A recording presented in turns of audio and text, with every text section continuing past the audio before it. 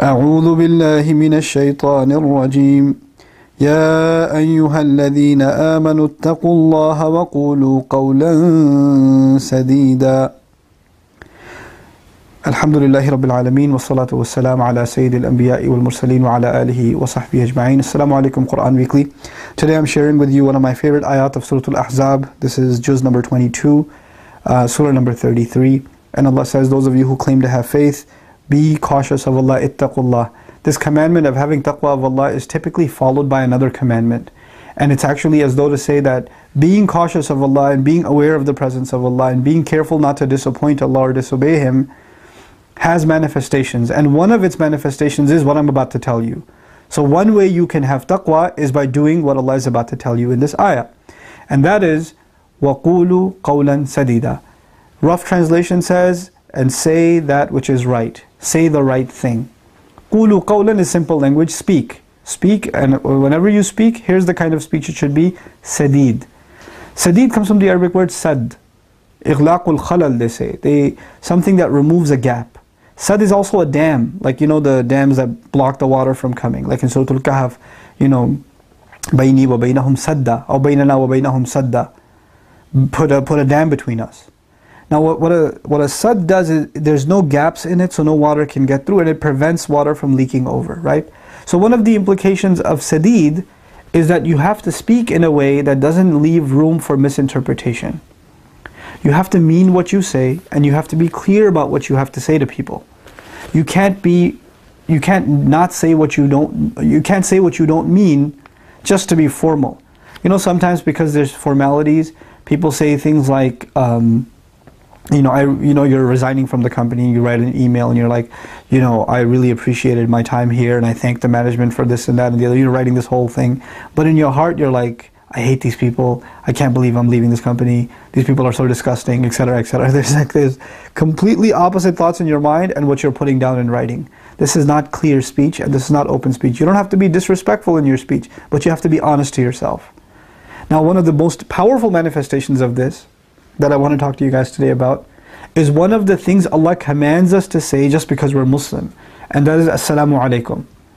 When I say Assalamu alaikum to you, and when you say Wa alaikum assalam to me and vice versa, then actually we've made an open declaration to each other that there is no beef between us, there's no quarrel, there's no fight, I have nothing held against you, I have no grudges with you, I have no more problems. I may have had problems in the past. Now that I have said peace upon you, I'm wishing that Allah's peace is on you, that I am at peace with you. I'm hoping your life is surrounded by peace and there is no disturbances in your life, nothing that takes your peace away. That is Assalamu alaikum. That's a declaration of peace, really, towards the other. And it's also a declaration that I have no more issues with you. Now imagine you just had a fight with your wife and you're about to go into the office.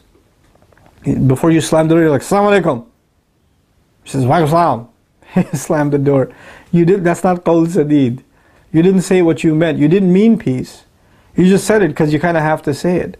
When the Prophet commands us, sallallahu alayhi wasallam, you shouldn't talk to, three days shouldn't go by and you haven't said salam to your brother. That doesn't mean you 2.5 days later call the guy and like, hey, Assalamu alaikum.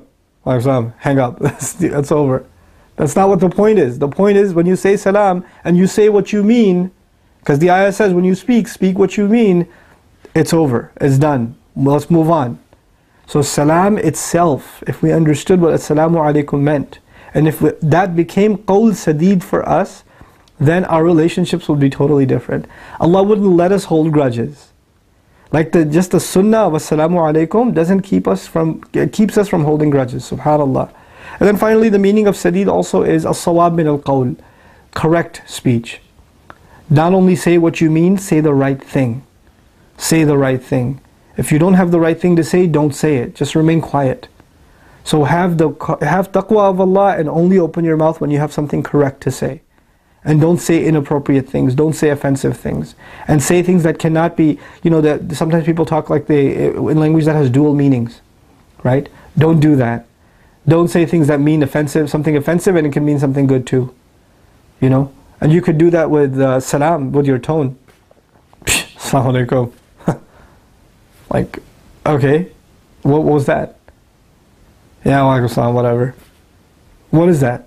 That means you are disregarding someone with a statement that's supposed to honor them. Say it the way it's supposed to be said. Say it the way it's not misinterpreted. And language isn't just about the words you use, it's the body language, it's the tone you take. All of that has to line up so that the other understands you very, very, very clearly. And they don't read in between the lines, did you mean something else? Were you speaking in code? You know? We have to learn this. Because when you're upset with someone and they say, hey, what's wrong? And you say, oh, nothing. Oh, nothing.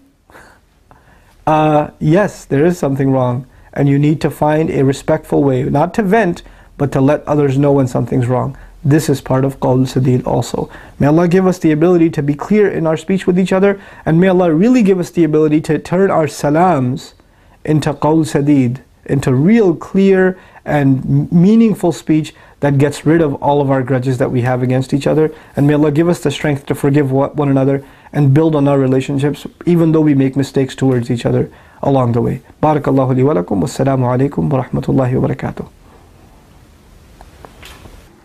One of my favorite ayat of Surah Ahzab, ayah number 70. This is the 22nd Juz Quran Weekly that we are doing. Okay, fine. Let's just start. Fine. Or you want to do the ayah again? Yeah. The short ayah? Yeah, sure.